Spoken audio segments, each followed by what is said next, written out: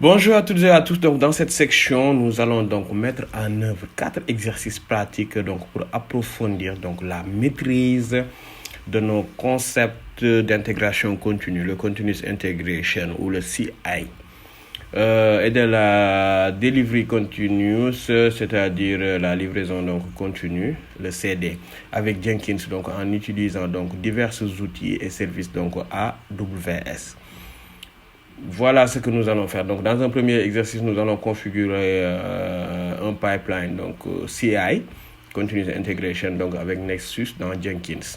L'objectif donc de cet exercice donc est de concevoir et de mettre donc en place un pipeline d'intégration CI pipeline qui déploie donc nos artefacts, les fichiers donc .var vers notre dépôt donc Nexus. Un gestionnaire donc qui est un gestionnaire donc de référence, c'est-à-dire repository manager à partir donc de Jenkins. Donc ce pipeline intégrera donc également SonarCube et CheckStyle pour l'analyse donc du code. Nous utiliserons donc des instances AWS EC2, des security groups, des key-pairs pour configurer donc l'environnement donc de manière sécurisée.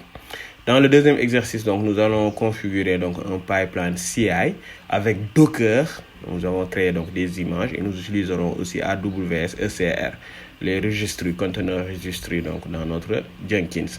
Cet exercice donc, consiste à créer donc, un pipeline d'intégration, donc CI pipeline, qui construit et déploie donc, des images Docker ou Docker Image vers notre AWS ECR qui signifie donc Elastic Container Registry, un dépôt donc de référence pour images containerisées à partir donc de Jenkins.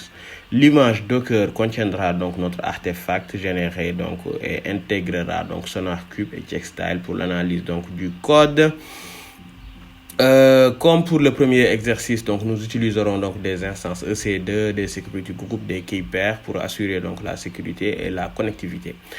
Dans l'exercice 3, déploiement d'images Docker sur AWS ECS. Donc, dans cet exercice, nous aborderons donc la livraison continue, c'est-à-dire le delivery continuous delivery, CD, en déployant donc des images Docker sur AWS ECS, Elastic Container Service, ECS. Donc, un service qui permet donc l'orchestration donc, de conteneurs. Ce pipeline, donc CD, configuré donc, dans Jenkins, automatisera donc, le déploiement des images générées donc, dans l'exercice précédent en s'appuyant donc, sur Docker et AWS ECS pour exécuter donc, les applications qui sont containerisées. Dans l'exercice 4, nous allons passer à la configuration des build triggers et de la sécurité donc, dans Jenkins. Donc cet exercice donc, se concentrera sur deux aspects qui sont très essentiels avec Jenkins. Les build triggers dont j'ai parlé donc, tantôt, c'est-à-dire la mise en place donc, de déclencheurs automatiques, qui s'appelle donc, en anglais Automatic Execution, pour exécuter donc, les pipelines dès qu'un changement est détecté donc, dans notre dépôt de code, dans le Git par exemple.